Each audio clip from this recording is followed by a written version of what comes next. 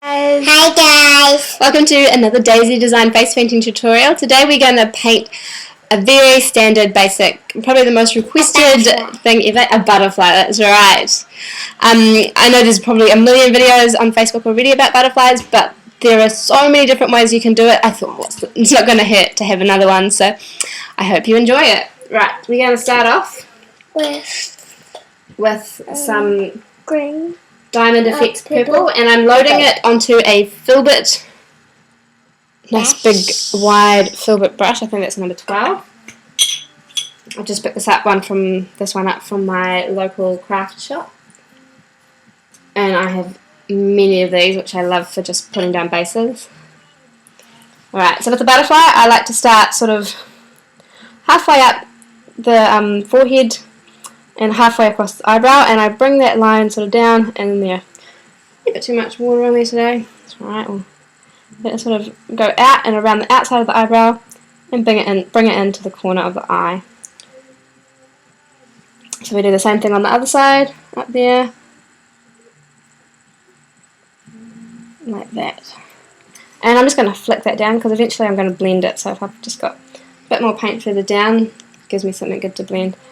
And we're going to do a similar shape, same size and everything, wing down the bottom, sort of starting right about there, and bring it up a bit, and then out and into the corner of the eye. Again, we flick that in, and we're going to do the same thing on the other side. Now, other people like to sponge it. I prefer painting, especially because my butterflies don't take up quite nice for brushing because they don't take up the full face. Now I'm going to add some tag metallic green. I think it's teal. I like this one. I love teals, but the problem I found with a lot of teals is they do stain the skin. This one doesn't. I've never had a single problem getting this one off. Alright, just loading that up reasonably well. Now getting to shut your eyes. I'm going to lay the colour down first, and then once I've got it all on, starting with the top of each eye, and then once I sort of my brush doesn't have quite as much paint on it, I'm going to use that to blend it out. Now, I've probably loaded it a wee bit well today. My butterfly's a bit smaller than what I normally do, so I'm going to just wipe my brush off, and then with a dry brush, just flick those two colours together just to get a nice soft blend. And we'll do the same thing on the other side.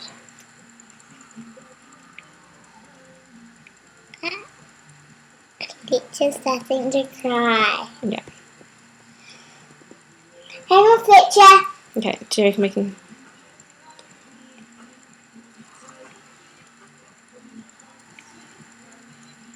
Hang on, Fletcher.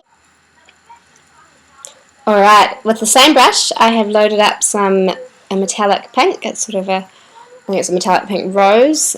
And I'm going to create teardrops using the curved edge, just in the inside of the wings.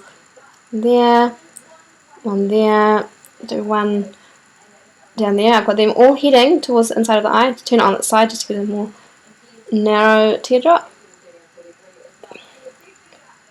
And I'm also going to put another one there, and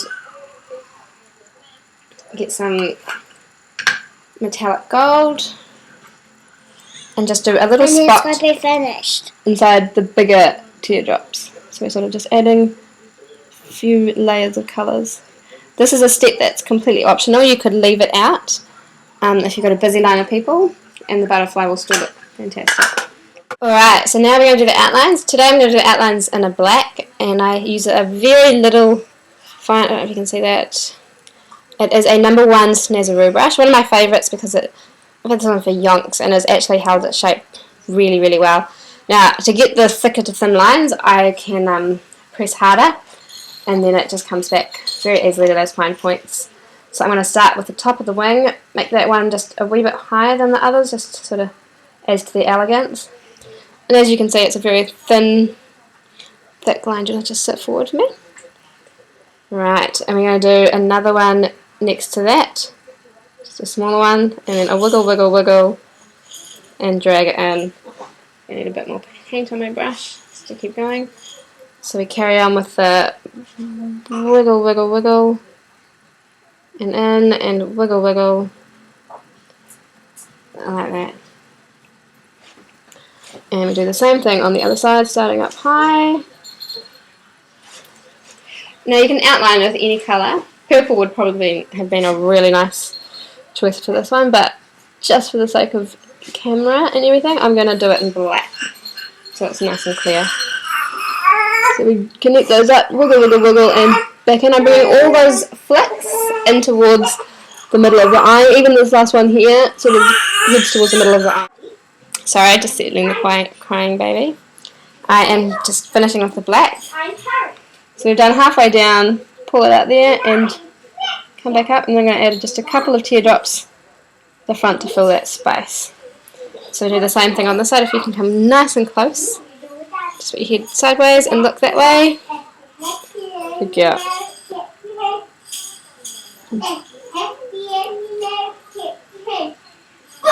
Now I like the wiggle because it means the lines don't have to be perfect, and especially if they move and you suddenly get a wiggle on your line, it almost looks like it's supposed to be there.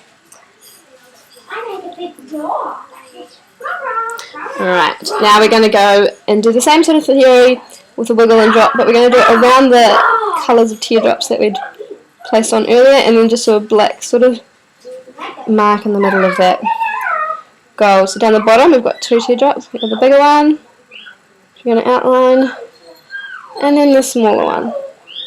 And we put some blobs there, and we're going to add a few more dots just under that eye, maybe down the corner here, just in big open spaces, just to sort of fill them out just a wee bit, not too many. I prefer to do blobs than dots as well, because again, when you have a wriggly child and you're going fast, we'll do glitter at the end as well.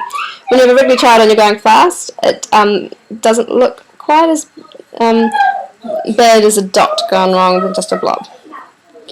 And we will add those inside sections to this side. So we sort of, I press down and then pick it up. So I press it down, just twist my brush to get that point back again, and bring it back up, and then go the dots. Same places on this side, so that middle segment down the bottom. And at the top again, we're going to bring them down and push that there.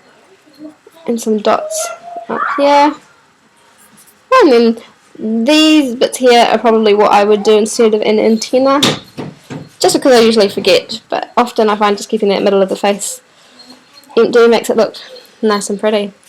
Alright, how's that for butterfly? Last but not least, I'm going to grab some glitter, and I am going to use my finger, just load it on with my finger, and can I get you to tip your head back and shut your eyes?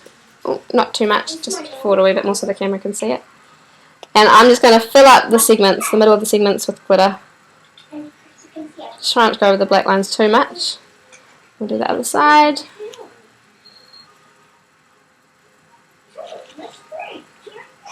And if I've got too much in the blob, I'm just going to dust it out. And I'll just dust the rest of the glitter off my finger, so you can see that. I'm not sure how well you can see the glitter. Did you not shut your eyes while I was putting the glitter on? Alright, and there we go. That is one beautiful butterfly. We can see both sides. Super quick, super simple. You can even make it a whole lot quicker than that just by doing the outer wings, and especially if you've got a smaller butterfly. That's her bribery today. She gets a 10-cent piece just for being such a fantastic model. Alright. Hope you guys enjoyed that, and we will see you next time. Bye! You away? Bye. Bye.